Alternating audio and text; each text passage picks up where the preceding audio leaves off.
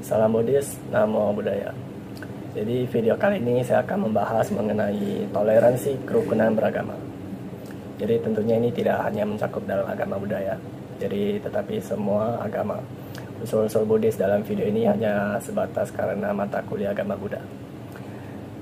Jadi sebenarnya apa itu toleransi dan kerukunan beragama? Jadi ini adalah sebuah sikap saling menghormati menghormati, menghargai, menerima perbedaan individu dan kelompok dalam kehidupan beragama, serta menjaga rasa kebersamaan bersama walaupun berbeda agama. Jadi tentunya kita sebagai orang Indonesia, kita mengenal semboyan Indonesia yaitu Bhinneka Tunggal Ika. Artinya walaupun berbeda-beda, tetapi kita tetap satu juga. Dengan ini kan membuktikan bahwa kita sebagai manusia penuh dengan perbedaan. Namun kita tetap harus menjaga kebersamaan kita, tidak boleh saling membedakan.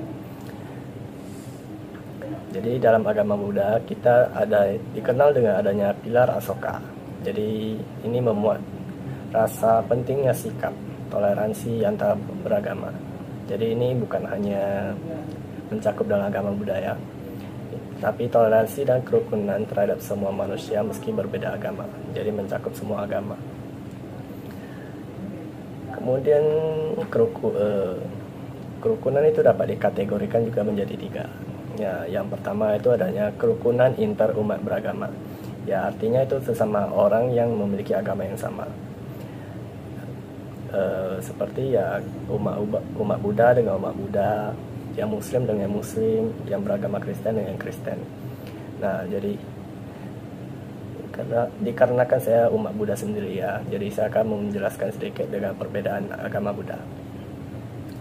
Jadi dalam agama Buddha itu sebenarnya juga adanya perbedaan golongan, arti mudanya aliran berbeda. Ada banyak aliran seperti Mahayana, Theravada, Tantrayana, Buddhayana dan sebagainya. Jadi walaupun berbeda aliran kita sebagai umat Buddha harus mengikuti ajaran Sang Buddha kan tentunya.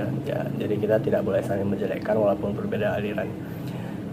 Kita sebagai umat Buddha kan menganut ajaran Sang Buddha yaitu Dhamma. Kita mengikutinya, mempelajarinya, menjalankannya. Intinya kan itu kita harus mensucikan hati dan pikiran. Kita berbuat kebaikan, kita hindari berbuat kejahatan. Jadi kita mesti menjaga kerukunan dan bertoleransi dalam agama masing-masing. Kemudian kedua adanya kerukunan antar umat beragama. Sama halnya dengan kita sedang berkawan gitu. Kita tak boleh memandang faktor tertentu untuk mendapat seorang kawan gitu Jangan hanya memilih berinteraksi dengan teman yang seiman.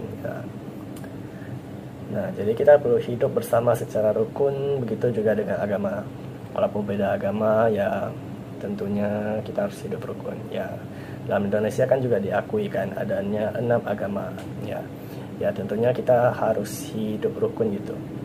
Nanti saling bertoleransi, tidak saling membedakan. Ibadah kita toleransi kan dengan umatnya, ajarannya, ibadahnya, karena itu kan semua merupakan kepercayaan masing-masing, jadi kita tidak boleh saling menyalahkan.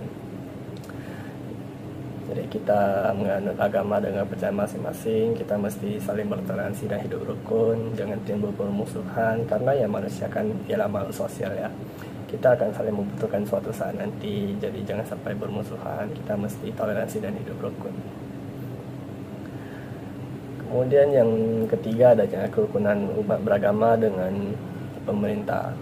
Sudah ditekankan kan dalam pemerintah bersama Menteri Dalam Negeri dan Menteri Agama nomor 8 dan 9 tahun 2006. Jadi memuat pemeliharaan kerukunan umat beragama, pemberdayaan forum kerukunan umat beragama dan pendirian rumah ibadah. Sama halnya ini merupakan bentuk aksi dari pemerintah dalam memelihara kerukunan beragama masyarakatnya kan. Jadi kita sebagai masyarakat juga harus mengeluarkan aksi kita harus hidup rukun hidup rukun bersama masyarakat itu. Jadi bagaimana bentuk kerukunan kita dengan pemerintah gitu Jadi salah satunya dengan yang tadi itu perizinan rumah ibadah. Jadi kan misalnya kalau kegiatan keagamaan kita sudah harus membuat perizinan dengan yang bersangkutan gitu kan. Nah, jadi itu kan tentunya adanya campur tangan pemerintah. Jadi kita harus berkoordinasi dengan baik, bekerja sama dengan baik. Jadi hidup rukun beragama secara rukun antar kita dengan pemerintah. Jadi sebenarnya bagaimana caranya agar tercapai toleransi dan kerukunan tersebut? Nah, sebenarnya ya tidak sulit juga sih. Ya, kita tidak usah bersifat munafik ya. Ya, artinya kita berpikir, berucap, berbuat itu didasari dengan cinta kasih dan kasih sayang di depan umum maupun belakang. Jangan menjelekkan di belakang gitu ya. Ya. Kemudian kita harus memiliki sikap dermawan, jangan sampai pelik untuk berbagi bersama, terutama pada keluarga, teman, tetangga, dan lainnya gitu ya, yang berinteraksi dengan kita. Karena ya kita akan saling membutuhkan juga ya pada suatu saat nanti, maka diperlukan kita hidup secara rukun, saling toleransi. Kemudian kita harus memiliki pandangan dan moral yang positif terhadap individu maupun kelompok. Jadi ya supaya dapat hidup rukun dan toleransi gitu. Nah, jadi tentunya kita perlu menumbuhkan sikap toleransi dan hidup rukun dalam diri sejak dini. Baik itu sesama agama, antar agama maupun dengan pemerintah. Apalagi terutama bagi anak-anak dan remaja kini ya, yang sudah akan menjadi penerus bangsa nanti.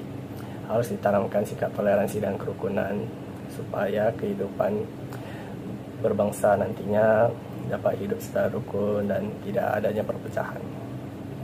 Jadi sekian video kali ini. Terima kasih sudah mendengar. Sampai jumpa lain kali.